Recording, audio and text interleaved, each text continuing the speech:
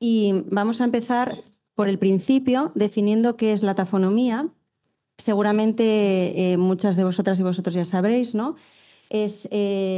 Nos remontamos a 1940, cuando el profesor Efremov definió esta disciplina dentro del marco de la paleontología y fue quien la definió como el estudio de la transición de los restos biológicos, o más en concreto de los restos animales, desde la biosfera a la litosfera.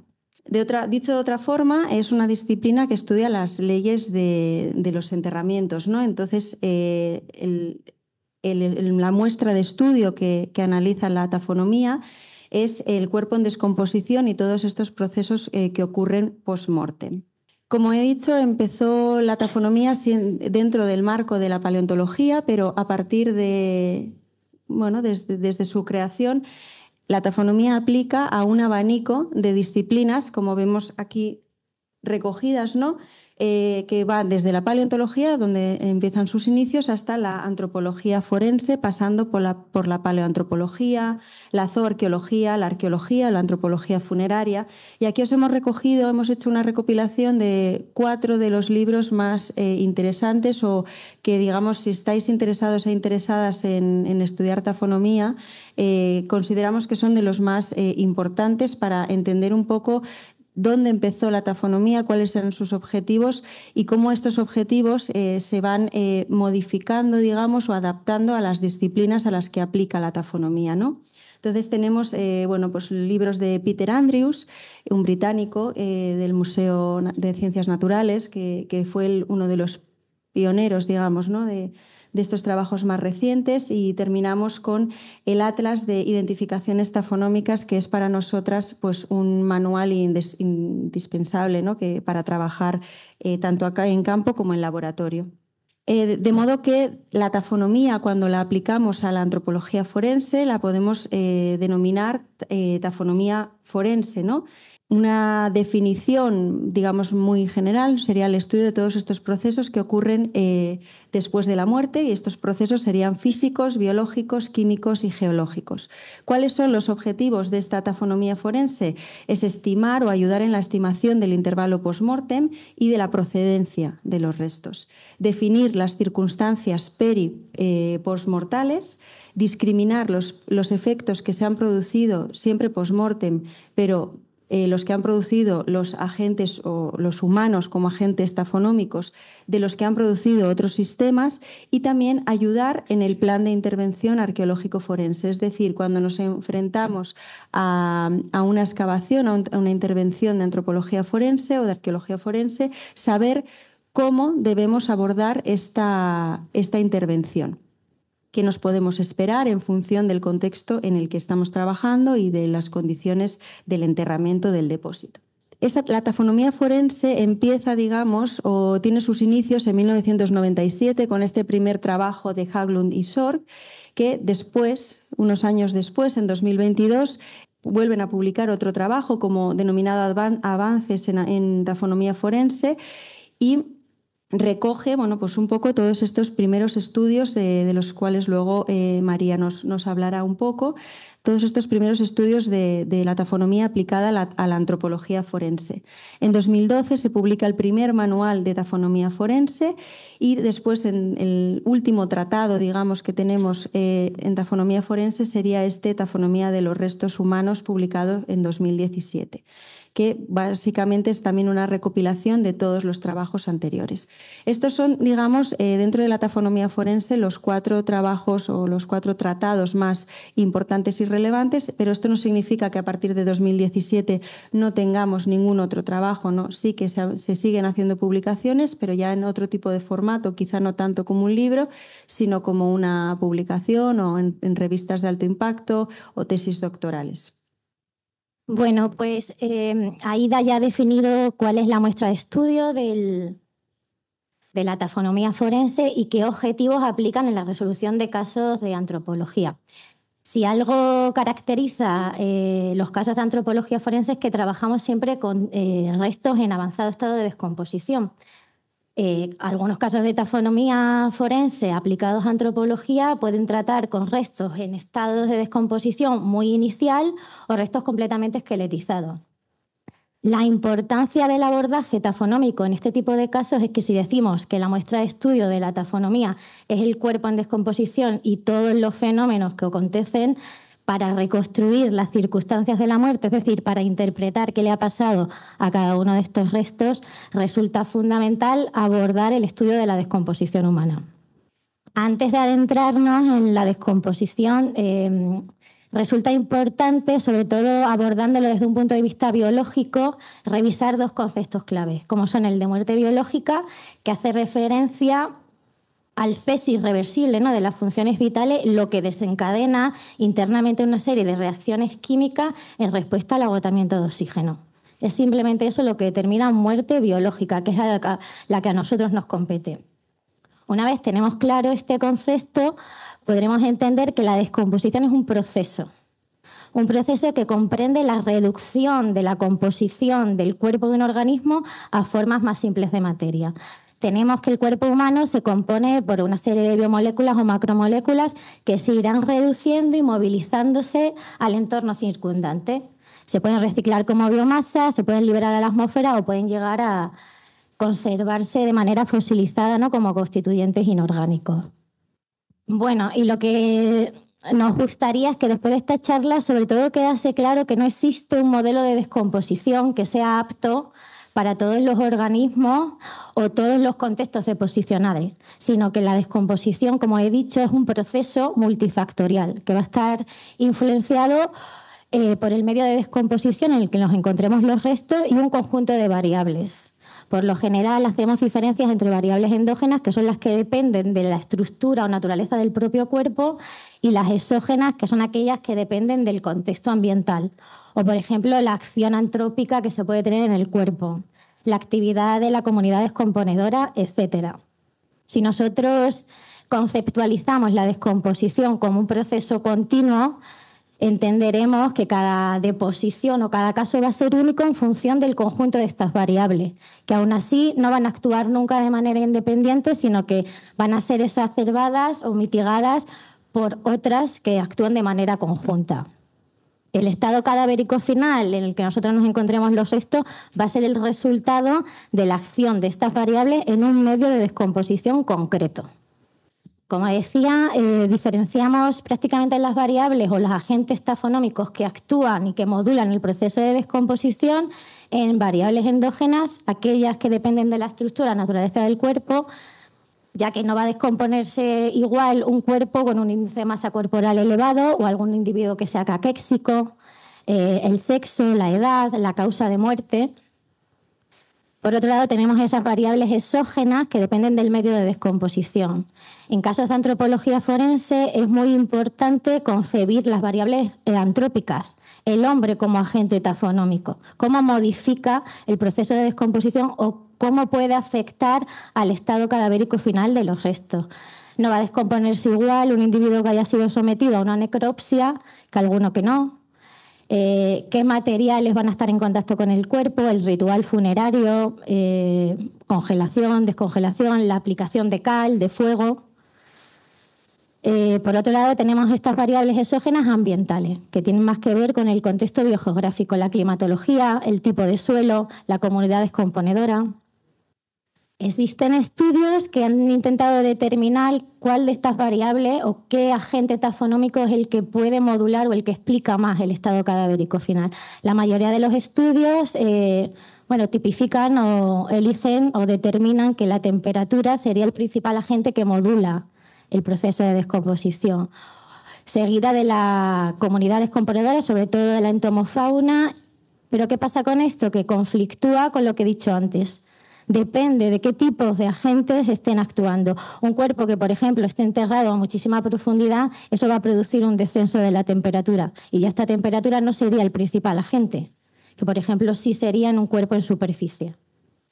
Concibiendo esto, el proceso de descomposición como un proceso continuo y multifactorial, podemos entrar a determinar que existen 3 fases o bloques desintegrativos.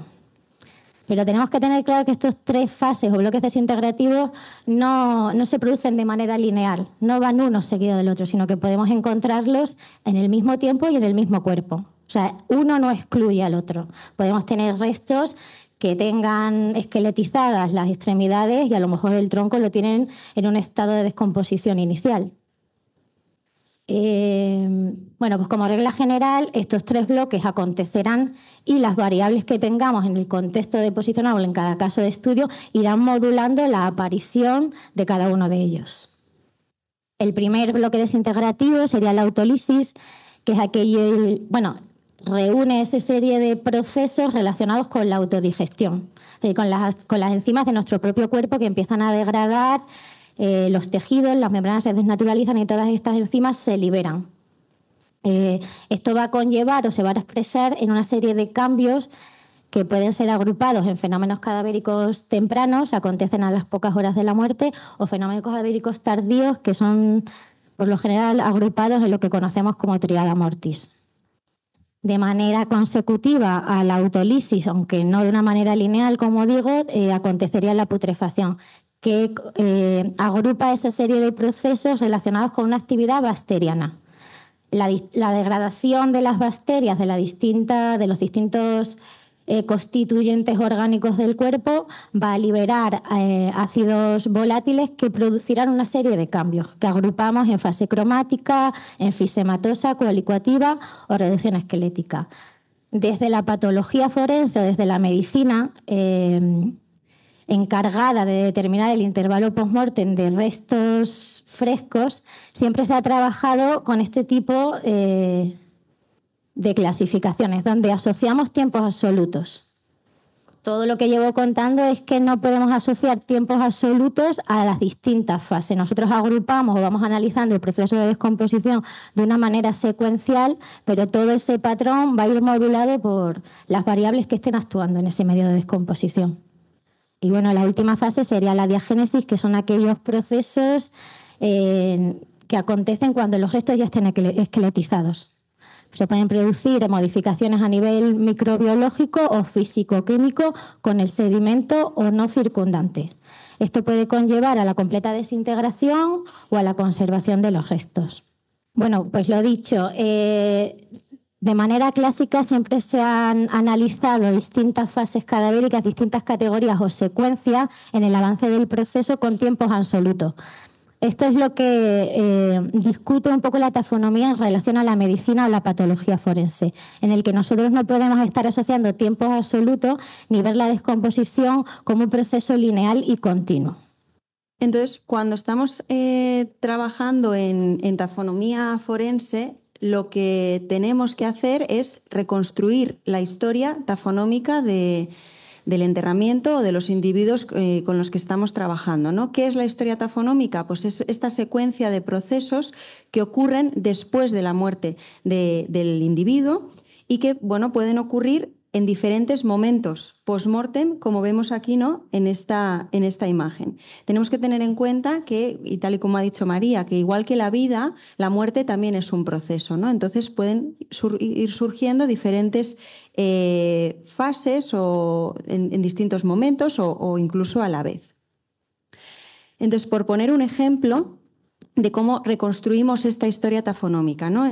Aquí hemos puesto un ejemplo en el que ya no hay tejido blando, estamos trabajando directamente con huesos y nos encontramos, aquí tenemos un hueso que sería una costilla, en la que tenemos aquí 2 marcas lineales. Vemos este efecto taxonómico, esta modificación en el hueso, y lo que tenemos que hacer es inferir en qué proceso y qué agente ha provocado esta modificación en el hueso, ¿no? Entonces, con este ejemplo quizá muy sencillo, vemos cómo estas 2 marcas lineales en la costilla las ha provocado el agente taxonómico, que sería un ratón, un roedor, mediante, bueno, pues el cual se ha, digamos, como comido el hueso y ha dejado esas marcas. Entonces, veis cómo esto es lo que sería reconstruir la historia taxonómica con un ejemplo muy, muy sencillo, pero creo que muy visual para que se entienda.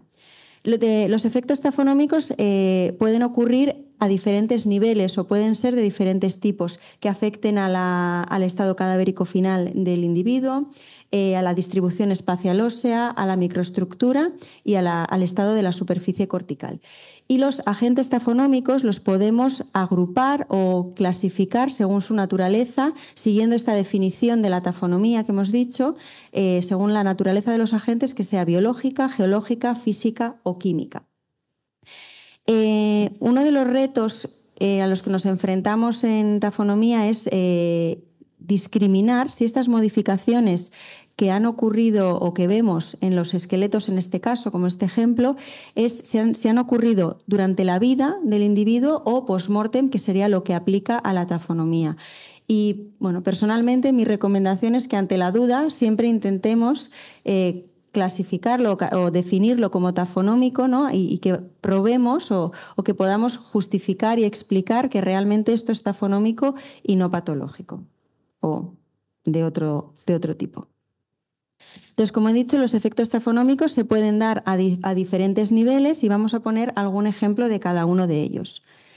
El estado cadavérico final, como ha dicho María, nos informa acerca de la circunstancia en la cual se encuentra el cuerpo y el fenómeno cadavérico sufrido. Por lo tanto, nos podemos encontrar cuerpos en diferentes estados de descomposición, incluso con estados intermedios, ¿no? Esto quiere decir que una parte esté esqueletizada y otra parte haya quedado conservada, momificada, saponificada.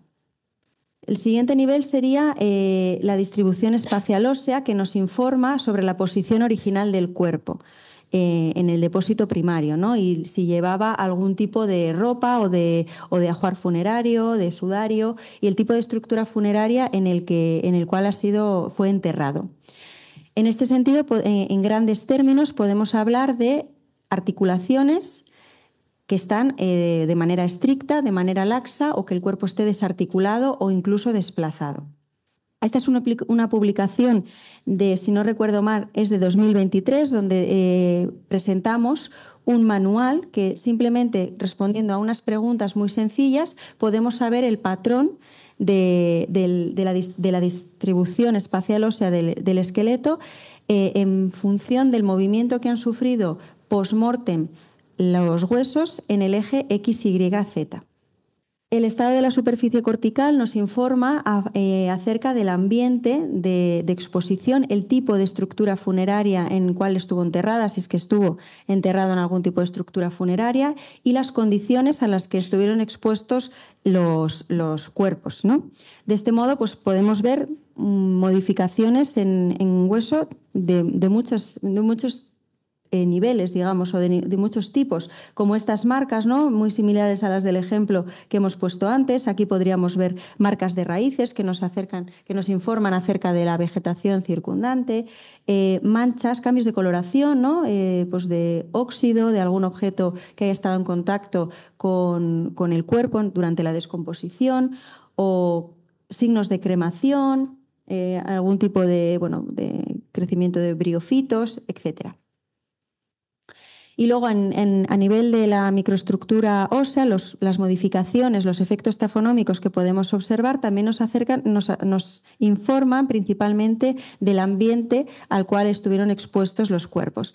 En esta publicación que he puesto aquí es del 2023 y aquí pudimos diferenciar a nivel microscópico 3 tipos de agrietamientos que nos indicaban ambientes ácidos, que sería esta imagen aquí, que son un tipo de grietas como de desgarro, ambientes de encharcamiento, que serían un tipo de grietas con los márgenes más elevados, y el último, un ambiente árido, que en este caso en concreto, este trabajo eran de unos enterramientos con cal, en el que vimos unas pequeñas grietas como más profundas, incluso una depresión del tejido óseo. Estas marcas de aridez, digamos, de un ambiente alcalino, se pudieron ver en unos restos que previamente habían sido limpiados. Entonces, después de muchos años de haber limpiado estos huesos, pudimos reconstruir la historia tafonómica y saber que estos huesos habían estado enterrados con cal. Todas estas modificaciones que podemos observar en los restos óseos o en cuerpos en diferentes estados de descomposición, digamos que las hemos intentado, hay muchos trabajos que intentan agruparlas como en unas bases de datos. Aquí podemos ver un ejemplo en el cual se relaciona agente, proceso y efecto, y está clasificado según su naturaleza, como he comentado antes, biológica, geológica, física o química. Toda esta información, todas estas bases de datos que creamos relacionando todos estos efectos con agentes y con procesos tafonómicos se han creado, se han elaborado con los resultados que obtenemos de los estudios tafonómicos.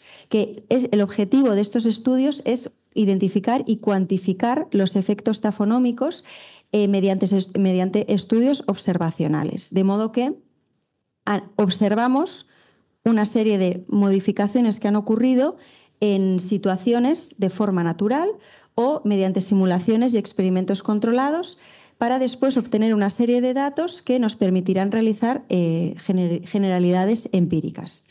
Existen, dicho de otra forma, para entender las situaciones del pasado y poder reconstruir esta historia tafonómica nos debemos fijar en el presente, ¿no? Mediante estos estudios que hacemos en el presente para intentar reconstruir el pasado.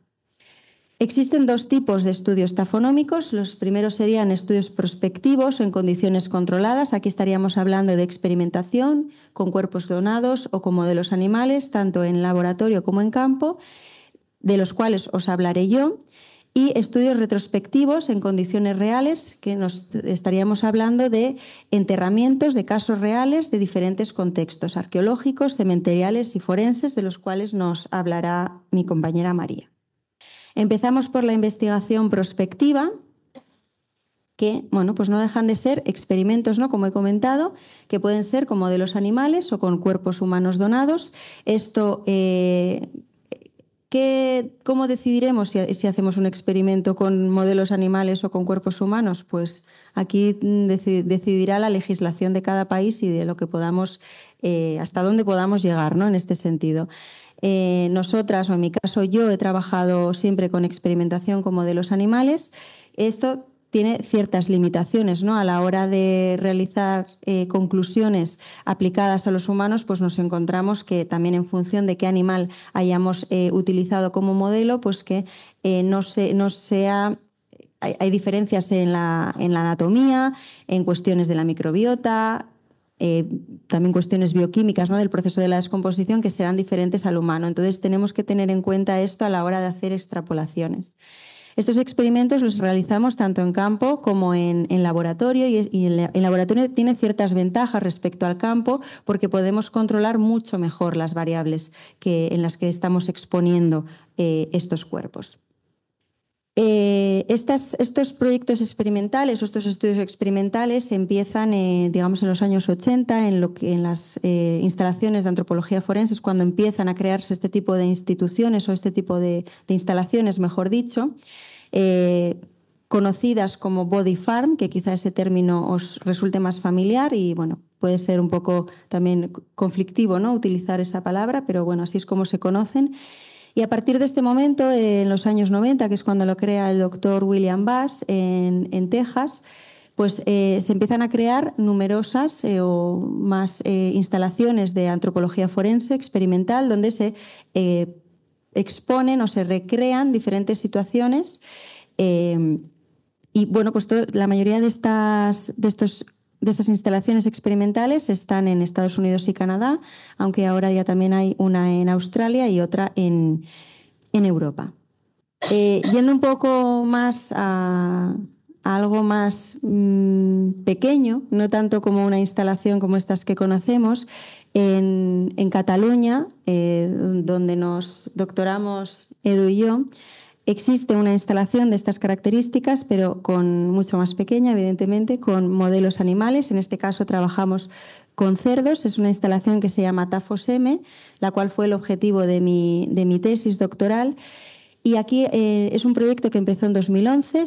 Se reprodujeron 26 enterramientos en los cuales se enterraron cuerpos de cerdo enteros. en diferentes tipos de estructura funeraria, simulando las estructuras en las cuales se han ido enterrando a los humanos a lo largo del tiempo, de la historia. Tenemos fosas simples, enterramientos en contacto directo con el sedimento, estructuras de espacio vacío que podrían simular pues un enterramiento en un nicho o en un ataúd, enterramientos de tipo romano con estructuras de teja a dos aguas y luego estructuras en piedra que podrían representar pues quizá tipo más un dolmen, ¿no? Aquí podemos ver unas imágenes de las instalaciones, el año que empezaron y cómo han ido evolucionando y cómo se fueron degradando estas instalaciones, que este tipo de... Lo bueno de hacer experimentación en campo es que no solo vamos a obtener datos sobre algo concreto, sino que vamos a poder analizar muchas más variables, ¿no? En este caso, pues también vemos cómo en un lugar de enterramiento cambia el aspecto de la naturaleza, digamos, ¿no? Pues como cuando hay un cuerpo, la vegetación es mucho más llamativa cuando hay un cuerpo enterrado en contacto directo con el sedimento, mientras que si hay una estructura de por medio, pues no crece tanta vegetación. En este caso, como he comentado, trabajamos con cerdos de los cuales teníamos toda la información ante-mortem, sexo, edad, el peso y el tamaño, de qué murieron, cómo se alimentaron y si estaban medicados o no. Las causas de la muerte fueron diversas, pero es importante tener en cuenta que todas ellas fueron muerte natural. No se sacrificó ningún animal con el propósito de este estudio. Entonces, aparte de estos 4 tipos de estructuras funerarias que se reprodujeron para este experimento, estas instalaciones, en algunas de ellas los cerdos, como vemos en la imagen, se enterraron con cal o envueltos en tela, para simular diferentes situaciones, ¿no?, en las cuales nos podemos encontrar en la práctica de la antropología. Los resultados de este proyecto dieron lugar, como he comentado, a mi tesis doctoral y a numerosos artículos científicos, algunos de los que os he puesto aquí, incluidas 2 trabajos finales de máster también. Y antes ha comentado María que, cuál es la variable que más determina el estado cadavérico final que es una de los objetivos, ¿no? Saber cuál es la variable que más determina el estado cadavérico final de los cuerpos, que generalmente es el ambiente, ¿no?, o la temperatura, mejor dicho. En este caso, pues los resultados de mi tesis nos definieron que la estructura funeraria era la que más determinaba el estado cadavérico final de estos animales. Por otro lado, esto sería un ejemplo de experimentación en campo con modelo animal y ahora pasaría a explicaros un estudio experimental en laboratorio también con modelo animal. En este caso os hablo del Laboratorio de Ensayos Ambientales y Tafonómicos del Museo Nacional de Ciencias Naturales de Madrid, que aquí veo a alguien que me parece que lo conoce. Es un laboratorio donde tenemos muchas máquinas, por decirlo así, en las cuales podemos simular diferentes tipos de ambientes. En concreto, y creo que os sonará, aquí al fondo aparece una cámara ambiental y me parece que acabáis de adquirir una, ¿no? ¿O trabajáis con una? ¿Con 2? 2, qué suerte. Bueno, pues os voy a explicar un experimento que hicimos a propósito de esta cámara ambiental. En este caso trabajamos de nuevo con cerdo. El cerdo en cuestiones de descomposición es el más parecido al humano, por eso en mi caso hemos trabajado con él. En este caso no trabajamos con el cuerpo entero, sino con las manitas de cerdo que compramos en una carnicería.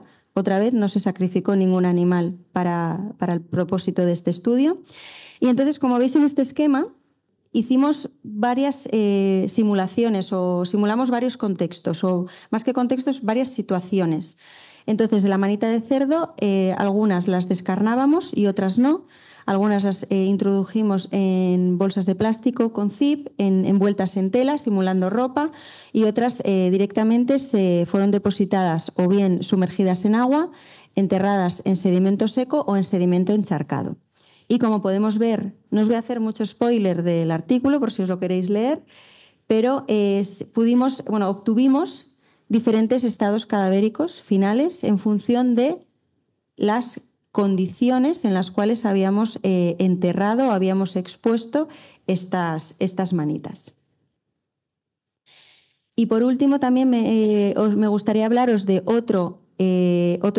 dos estudios experimentales a campo, también con modelos animales, pero en este caso ya no solo con cerdos, sino con otros modelos, como es el ciervo y la oveja.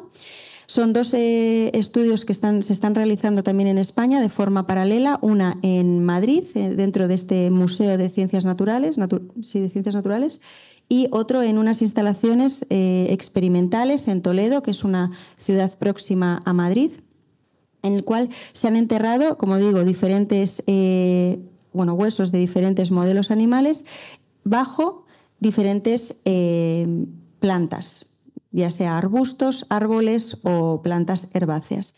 ¿Cuál es el objetivo de estos dos trabajos simultáneos?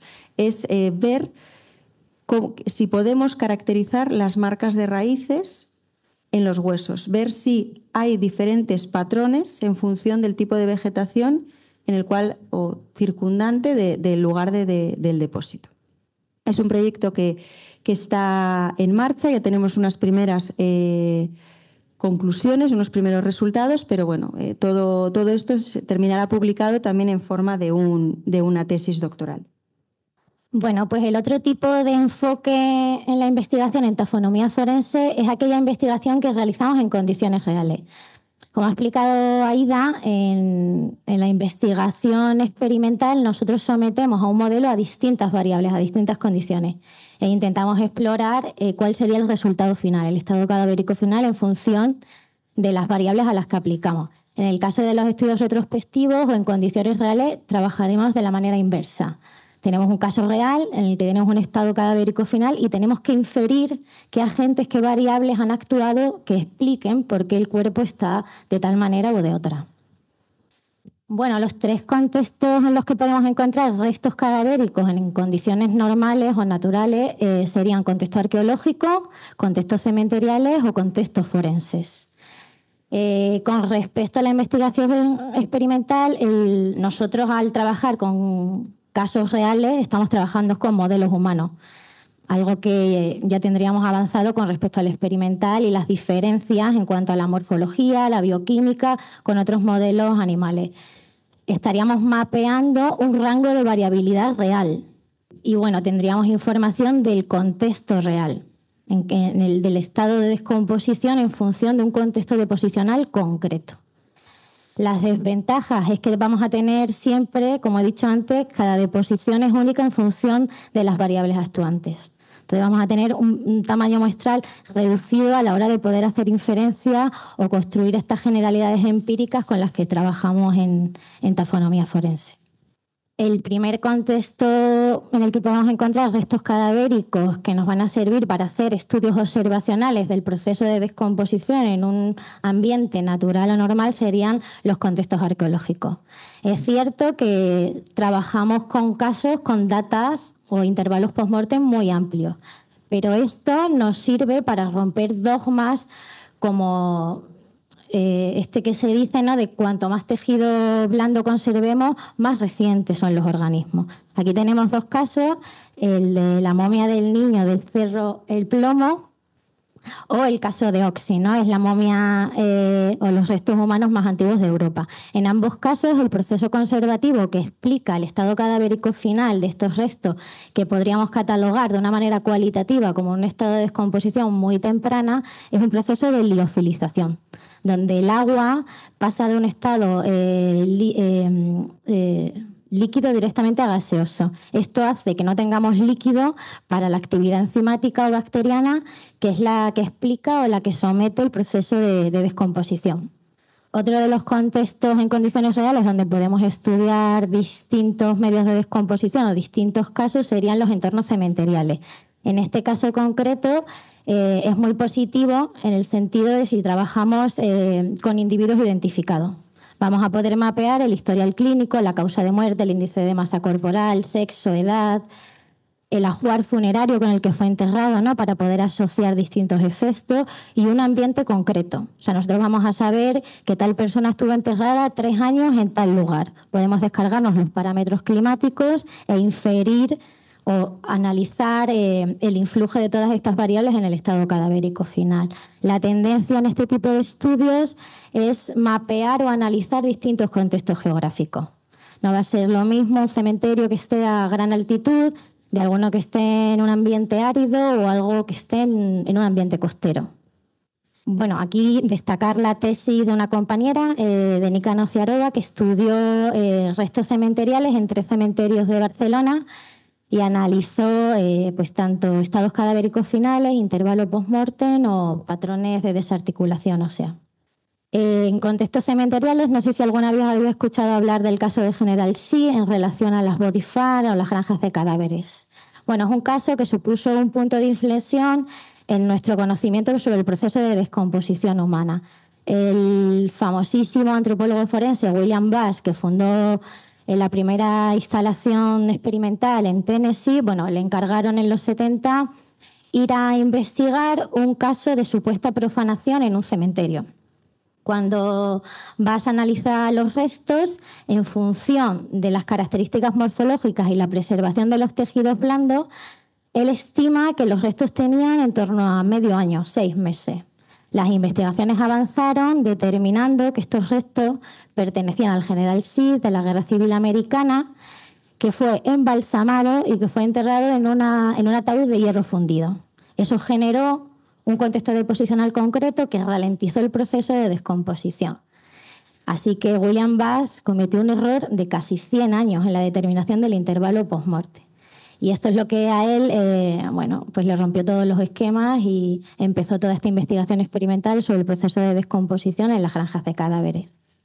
Y el último contexto sería el forense. Lo positivo de analizar este tipo de casos es que vamos a poder estudiar diferentes contextos deposicionales. Cuerpos enterrados en fosas, cuerpos en sumersión, cuerpos suspendidos o en superficie. La complejidad de esto es quizás acceder a todos esos datos, que por lo general, si el caso no está resuelto, va a ser difícil acceder pues, a conocer información acerca de la identidad del individuo, ¿no? Pero nos permiten hacer inferencias muy concretas.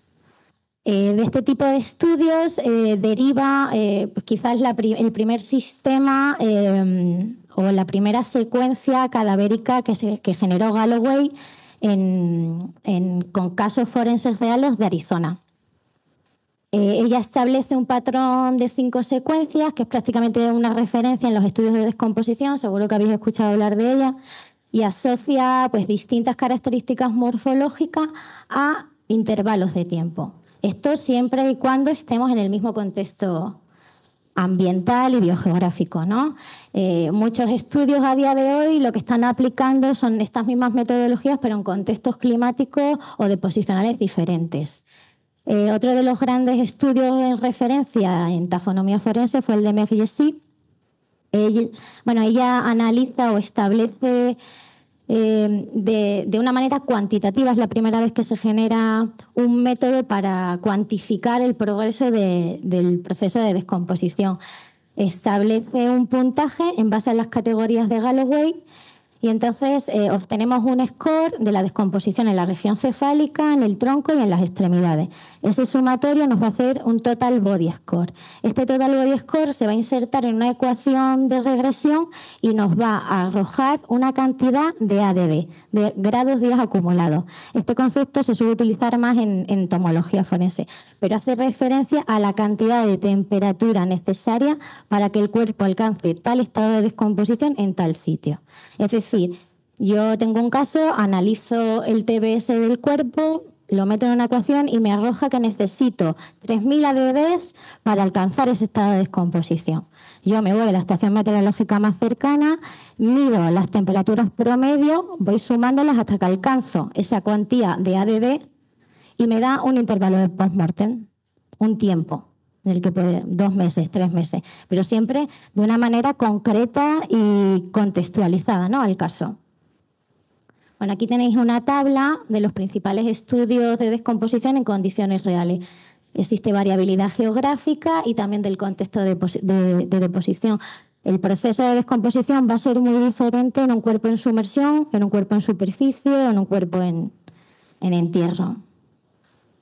Y bueno, bajo este enfoque yo desarrollé mi tesis doctoral en México, en la Universidad Autónoma de México, y con casos que me facilitó la instalación de antropología forense de Texas.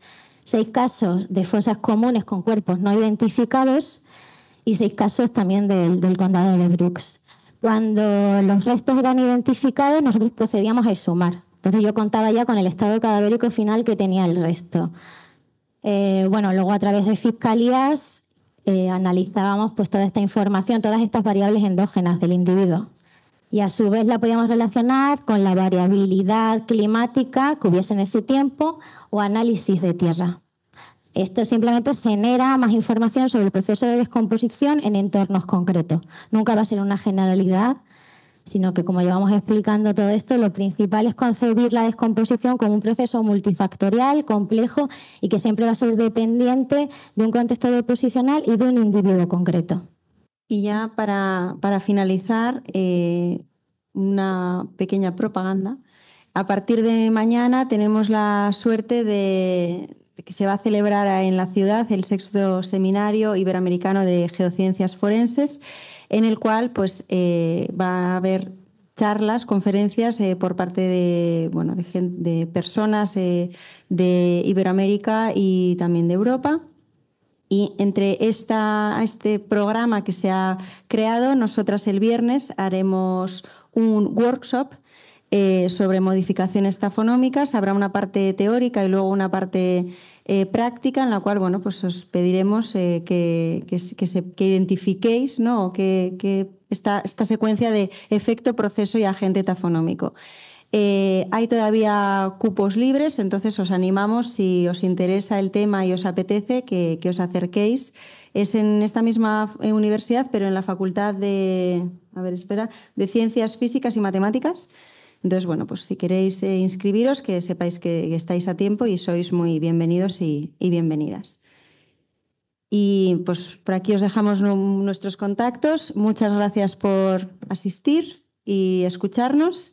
Y si tenéis alguna duda, aquí estamos para intentar ayudaros. Gracias.